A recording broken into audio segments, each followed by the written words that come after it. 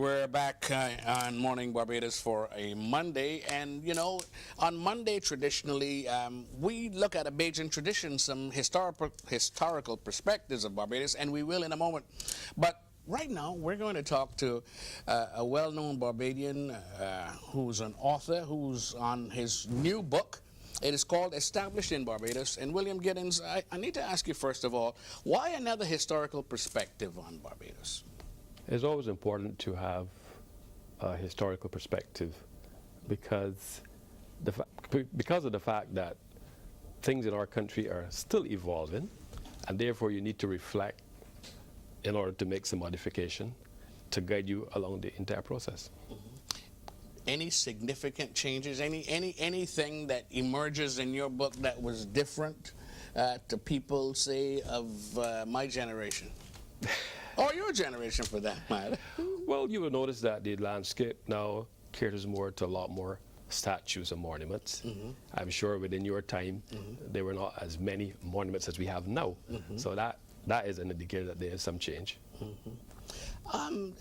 Technology plays a big role in your publication this time. It's not a hardback book. It is not a printed document at all. What led to that kind of thinking? One of the reasons why I chose to go in this direction is because of the fact that it is costly to publish.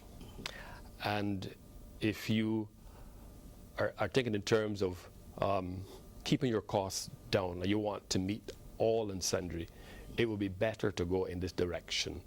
And a CD, right now this CD is costing people $20, which is very, very, very reasonable, accessible to everyone. When we look at Established in Barbados, because I had an opportunity to go through the book, and it's not only depicting facts about Barbados, but it also gives you an artistic point of view to the various facts of Barbadian history.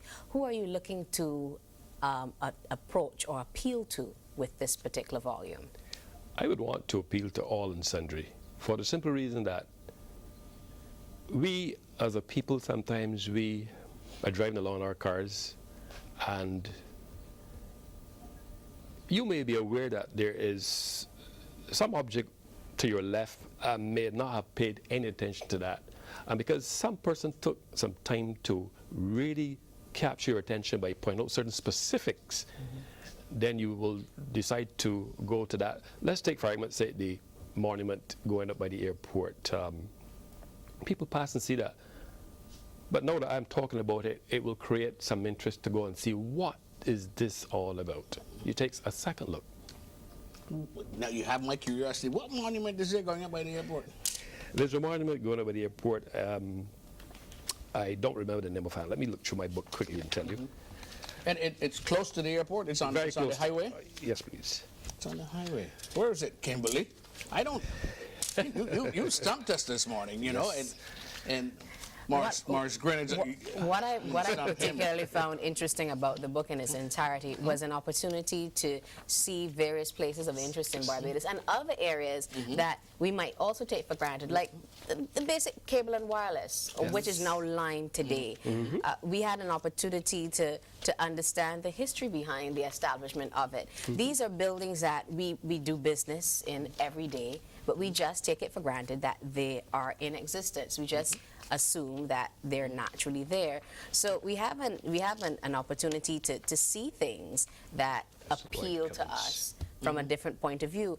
And this one here. This monument, yes, I do recall this monument. This is along the Durance Way, yes, and it's the Lloyd Wilson Foundation Monument for persons who would have taken part in the riots of 1937 within that area. But we often take it for granted because it's nestled in the neighborhood, so you really don't notice it. Yeah, and another one is this one here. And now, I guess if I ask you where this is located. The Island Monument, where is that located? This is along Spring Garden, next to courts, on the pasture where guys are playing football. Now, I will be honest with you. Let us see this, because I am sure that half of us pass this every day when we go to town, and we don't spend enough time noticing it. It just seems to be standing there. And this is called the island monument. This one here, called the Island Monument. That's some incredible stuff. The Black Rock Beach Monument, the Bats Rock Beach Monument, which is right next to it. And what would have inspired the need to highlight these? Because I know somewhere along the line, for example, students in secondary school, they're not going to reach these topics. They're going to do the Amerindians, they're going to do the people who came and all these other things. But why is it that you want to home in so much on the Barbadian heritage? If you don't understand your heritage or appreciate your heritage, I find it interesting that you could appreciate another one's heritage. So if this interest is inculcated within our students and our people, then you can even compare and contrast cultures, which is very, very important. It's interesting that you should mention that, because it then goes to the question of, as you said, history changes. What if your research presents new findings that might not collaborate but contradict previous information that was disseminated?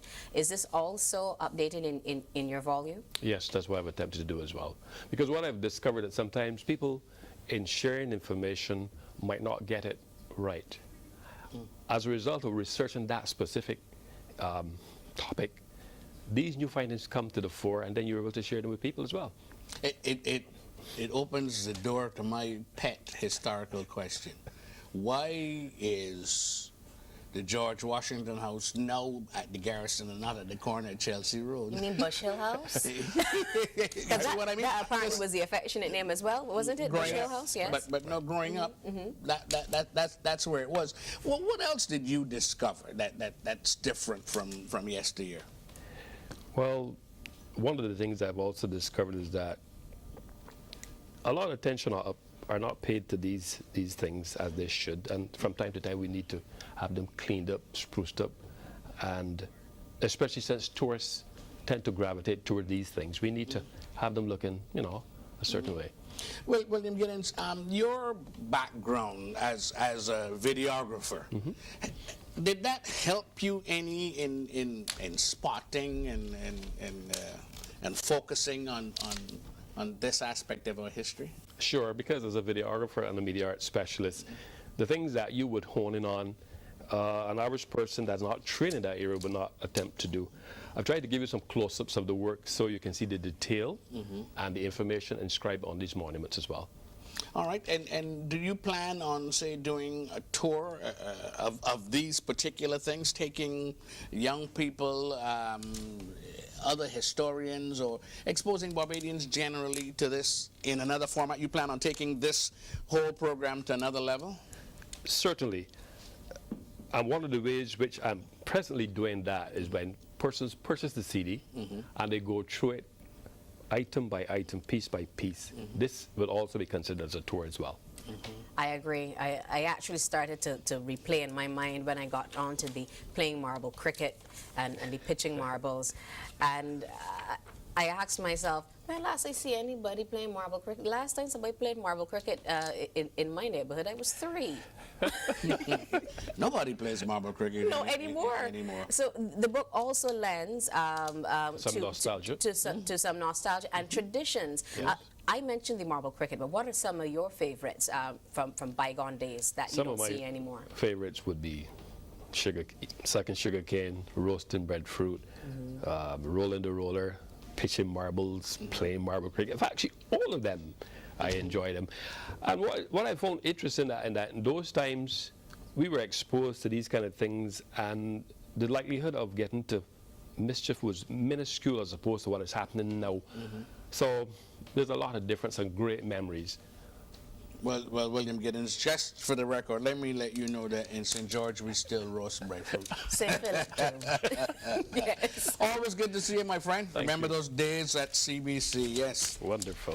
Well, I want to give you a complimentary copy. Oh, thank you very much. I want for you as well.